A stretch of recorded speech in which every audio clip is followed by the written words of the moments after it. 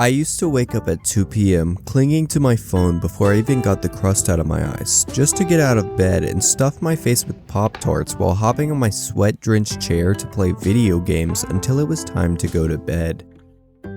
Now, maybe you could see this as okay if it were one day occasionally, but this was my routine 24/7, and I was always asking myself why I had so many insecurities and a looming anxiety over what's to come next. But my answer to those questions were right in front of my eyes.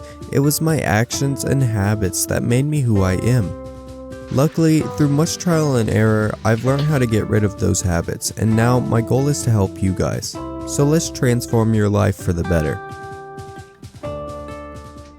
Complacent, showing smug or uncritical satisfaction with oneself or one's achievements. There is a thin line between being confident and complacent, and many people confuse the two. Confidence is that feeling built upon being able to do something without fail. For example, there are two athletes. One is confident and one is complacent. The first athlete says, "I'm confident that I can do 40 push-ups," because chances are that they have taken the steps leading up to that point, building the necessary foundation to do those 40 push-ups, and then they do them. Meanwhile, the second athlete looks at the first one doing 40 push-ups and says, "Pfft, my 10 push-ups are good enough." Now, who out of those two people do you think is going to be more successful in their sport? Obviously the confident one, right? But it's not because the complacent athlete can only do 10 push-ups. It's that he's not willing to work on them to the point where he can start improving that number because he thinks the amount he does is just fine. In other words, being complacent. Now, you might be thinking, yeah, okay, that doesn't sound like the best way to live, but how is it the worst thing I could ever do? But please hear me out and think of it this way. Humans are wired to improve, grow, and seek. Being complacent shuts down that aspect of our lives and replaces it with wasted time that doesn't push us anywhere positive. And when I'm talking about growing and improving, I'm not really talking about building a business or anything, although that could be the case if that's what you're trying to achieve. I'm simply referring to any personal goals that you may have that you could be ruining because of a nonchalant attitude. So I could say that the easiest solution to this problem would be to start caring more, but as we all know, it's not all that easy. So we're going to run through some things you can do to rewire your brain to where it's constantly and confidently seeking ways to improve. Alright, so the first one is... Sorry. It's my mom. Hello? Yeah, I'm just recording. No, it's alright. Alright. Okay.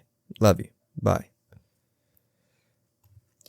So first things first, you need to minimize distractions. Distractions are all around us, whether it be the phones, drugs, games, sex, etc.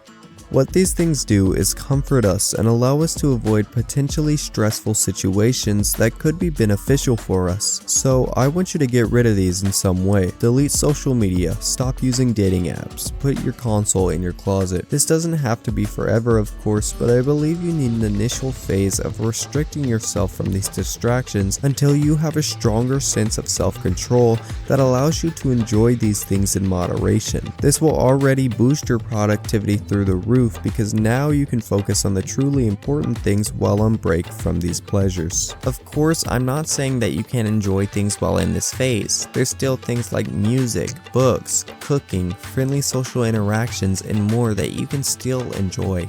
And chances are you'll be much more fulfilled by using these options as a pastime opposed to the others you're restricting yourself from.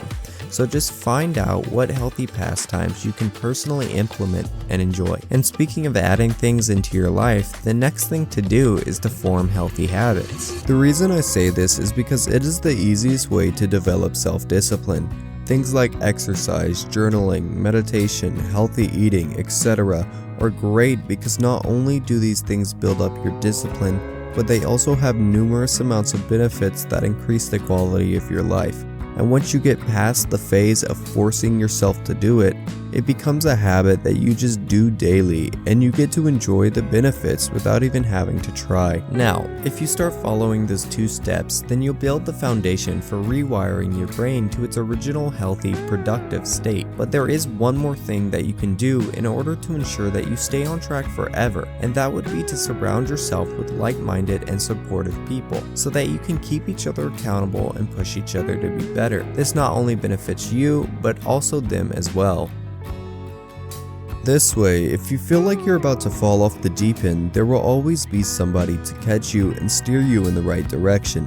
You can do this through many classes or clubs, get the friends you already have interested in the path you are taking, or go to the internet where you can find endless amounts of people trying to do what you are and simply make friends with them. In fact, I will be making a Discord server soon to help you guys find each other, become friends, and keep each other accountable. So if that's something you're interested in, make sure to subscribe so that you'll know when the server is up when I mention it in my next video. That's all I have for you guys. Go out into the world, be better. Okay, bye.